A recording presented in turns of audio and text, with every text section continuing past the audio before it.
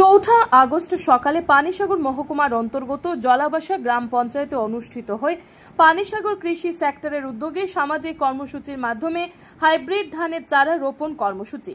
এতে উপস্থিত ছিলেন পানিসাগর পঞ্চায়েত সমিতির চেয়ারম্যান সঞ্জয় দাস, উত্তর জেলা সহকারী জেলা সভাধিপতি ভবতোষ দাস, পানিসাগর নগর পঞ্চায়েতের ভাইস চেয়ারম্যান ধনঞ্জয় দেবনাথ, কৃষি দপ্তরের ডেপুটি ডিরেক্টর বিভাস কান্তি দে, কৃষি দপ্তরের অ্যাসিস্ট্যান্ট ডিরেক্টর মৃন্ময় দাস, পানিসাগর কৃষি তত্ত্বাবধায়ক সমীরণ দাস ও বাবুল চন্দ্র মালাকার, পানিসাগর কৃষি দপ্তরের sector officer Dibyendu Debbarma, Padmabil sector officer Akarnil Bagchi সহ অন্যান্য বিশিষ্ট জনেরা। কৃষক হল অন্নদাতা তথা মানব কুলের খাদ্যের যোগানদাতা।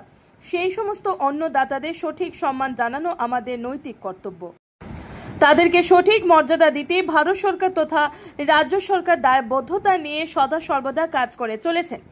এরই ফলশ্রুতিতে পানিসাগর কৃষি সেক্টরের উদ্যোগে জলাবাসা গ্রাম পঞ্চায়েতের এলাকায় অনুষ্ঠিত হয় ধান চাষাবাদে আধুনিকরণে এসআরআই পদ্ধতিতে রোপণ কার্যক্রম কর্মসূচি। উক্ত কর্মসূচিতে কৃষি দপ্তরের আধিকারিকেরা কৃষকদের হাতে কলমে প্রত্যক্ষ করেন কিভাবে উন্নত বীজ ও আধুনিক চাষাবাদ পদ্ধতি ব্যবহার করে সম পরিমাণ ধান খেতে দ্বিগুণ কিংবা 3 গুণ ফলন পাওয়া সম্ভব। তাই আর্থিক অসচ্ছলতাকে সচ্ছল করে তুলতে কৃষকদের উৎসাহ প্রদানে শ্রী পদ্ধতির কার্যকারিতা নিয়ে মাঠে নেমে উপস্থিত অতিথিরা সহ কৃষি দপ্তরের আধিকারিকদের যৌথ সমন্বয়ে হাতে কলমে প্রদর্শনীমূলক ধানের চারা রোপণ করা হয়। শ্রী পদ্ধতিতে ধান চাষাবাদী কৃষকরা যেমন অধিক ধান উৎপাদন করতে সক্ষম হবে, ঠিক তেমনি অধিক ফলন উৎপাদনে নিজেরা আর্থিকভাবেও সচ্ছল হয়ে উঠবে। এতে করে গোটা ভারতবর্ষ তথা গোটা ত্রিপুরা রাজ্য জুড়ে কৃষি উৎপাদনে এক যুগান্তকারী পদক্ষেপের সূচনা হবে বলে মনে করছেন কৃষি বন্ধু মহল।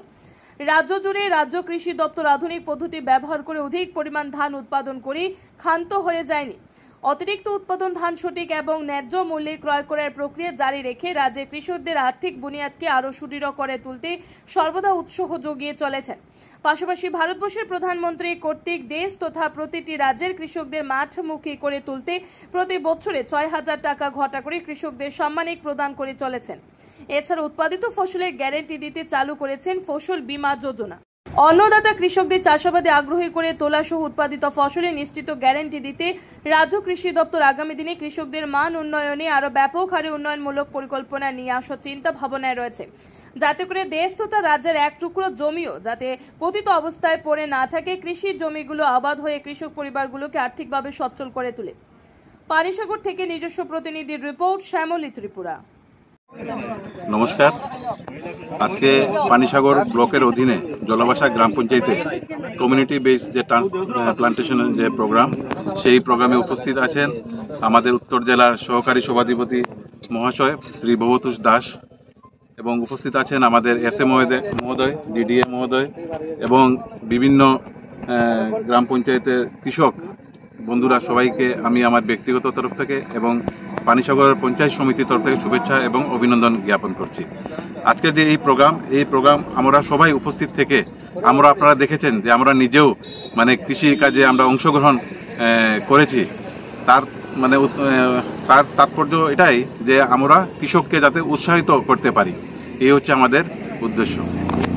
কি ধরনের ধান আজকে রোপণ করা হয়েছে? এখানে এসআরআই পদ্ধতিতে ধান, হাইব্রিড যে ধান এসআরআই পদ্ধতিতে এখানে আমরা আজকে প্লান্টেশন করেছি। তো এই ধরনের পদ্ধতিতে ধান রোপণ করা হয়েছে, কৃষকদের কিভাবে উপকৃত হবে বা কি? অ্যাকচুয়ালি এইভাবে ধান আমরা যদি চাষ করি তো ফলনটা 2 গুণ 3 গুণ পর্যন্ত হয়। কোন এলাকায় এই ধান রোপণ করা হয়েছে? আমরা জলাবাসা গ্রাম পঞ্চায়েতের অধীনে।